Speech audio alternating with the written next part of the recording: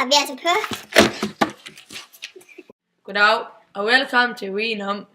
I dag skal vi høre lidt om proteinsyntesen. Og Xinjiang har så næste Sim Samjes. Vil du ikke gøre os klog på det? Ja, tak for det. Selvfølgelig vil jeg fortælle jer lidt om proteinsyntesen. Her har vi altså et DNA-molekyle, et snoet DNA-molekyle, som åbner sig sådan lidt som en lynlås her, som I kan se. Så kommer messenger-RNA'et ind og kopierer DNA-molekylet. Og så forlader messenger-RNA'et så cellekernen via små huller i overfladen. Messenger-RNA'et går så ud af cellekernen her, og så ud til ribosomerne, som så går hen til aminosyrene, som ligger her i celleslimen. De bliver hentet, når der er brug for dem til proteinfremstilling. De bliver altså hentet af tRNA, altså transport-RNA'et, som transporterer dem hen til, sådan at de kan finde de rigtige aminosyrer og transportere dem til ribosomerne.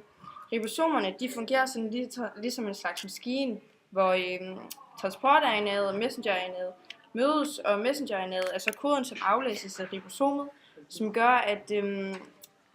at aminosyrene sættes sammen i den rigtige rækkefølge.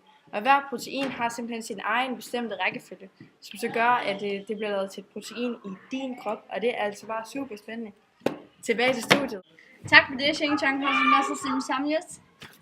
Der mister vi så lige halvdelen af vores seere. Men tak for i dag. Jeg håber, vi ses i næste uge, hvor det skal handle om fotosyntese. Slut. Slut. Slut. Slut. Slut. Slut.